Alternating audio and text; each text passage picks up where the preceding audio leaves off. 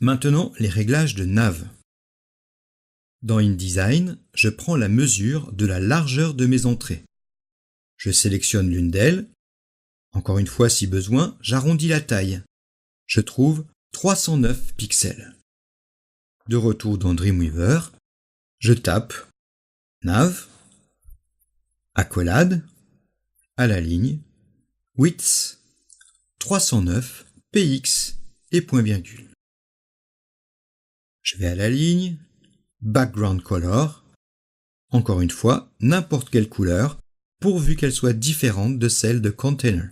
À la ligne, accolade fermante. Et je peux valider pour voir ce que ça donne. À la suite, je tape un sélecteur qu'on appelle sélecteur d'éléments imbriqués. Je tape nav espace UL. Cela signifie que cette règle va agir sur la balise UL qui se trouve dans la balise nav. À la suite, j'ouvre un accolade. À la ligne, je choisis padding 0, point virgule. À la ligne, margin 0, point virgule. À la ligne et je ferme mon accolade. Je clique dans le mode création pour appliquer. Bien sûr, tous les éléments se collent les uns sur les autres. Je clique après le point virgule de margin, retour à la ligne et je tape list style type none, point virgule. Je valide et les puces ont disparu de ma liste. Je vais maintenant agir sur chaque élément de ma liste au moyen d'un autre sélecteur d'éléments imbriqués.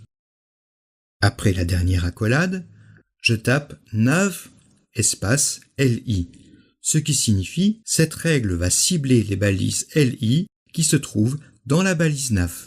À la suite, j'ouvre une accolade. À la ligne, je choisis background color, je change la couleur d'arrière-plan avec encore une couleur différente des précédentes. Je vais ajouter une bordure. Juste après le point virgule de background color, je reviens à la ligne, je tape border, 1 px, ce qui donne l'épaisseur de mon trait. J'ajoute un espace et j'ajoute solide, ce qui signifie que je veux un trait plein et non un pointillé.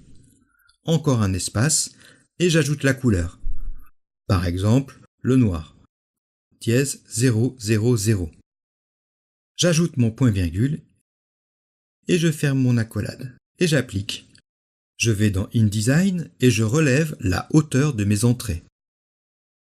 En arrondissant, je trouve 88 pixels. Je reporte cela dans Dreamweaver. Je tape height égale 88 pixels. Point virgule. Pour finir, l'espace entre les rangées. Margin bottom 12 px, point virgule. Je teste la page dans mon navigateur.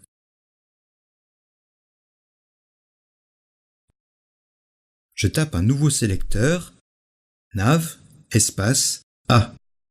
Vous devinez qu'il va cibler les balises A, c'est-à-dire les liens, qui se trouvent dans la balise nav. Après nav, espace A, j'ajoute mon accolade, je vais à la ligne et je tape text decoration, je choisis none, point virgule. À la ligne, je ferme mon accolade. J'applique pour constater que les soulignés ont disparu.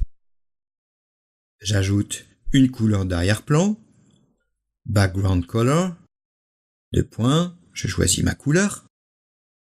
J'applique pour voir ce que cela donne. Je change la couleur du texte. Color, dièse FFF, point virgule. J'applique et mon texte est passé en blanc. J'agrandis mon corps de texte. Font size 2 EM, point virgule. Et j'applique. Pour que chaque balise A occupe le terrain sur toute la ligne, je vais les transformer en éléments blocs, ce qui signifie qu'elles ont la même propriété qu'un paragraphe. Je tape display, bloc, point virgule. Je donne à la hauteur de ligne la même hauteur que la boîte qui le contient. Ainsi, mon texte se centre en hauteur. Je tape line height 88 pixels, point virgule, et j'applique. J'applique un padding, une marge interne, à gauche de mes liens pour qu'ils s'alignent sur le titre de ma page, dans le header. Padding left 36 px, point virgule, et j'applique. Pour vraiment bien visualiser le résultat, je passe en mode direct en utilisant le bouton en direct. Je récapitule le code obtenu. Pour nav A, accolade ouvrante, text decoration none. Background color, moi j'ai choisi C00. Color FFF, font size 2EM, display block, line height 88 pixels, padding left 36 pixels, et je ferme mon accolade. À la suite de la déclaration de nav A, après l'accolade fermante, je tape un retour à la ligne, et puis le code suivant. Nav espace A hover, virgule, espace, nav espace A active. J'ouvre une accolade, retour à la ligne, text decoration, underline, point virgule, à la ligne, background color, dièse 900, point virgule, à la ligne. Et je ferme mon accolade. Cela signifie que les boîtes vont changer d'aspect si on les survole ou si on clique dessus. Je teste la page dans un navigateur.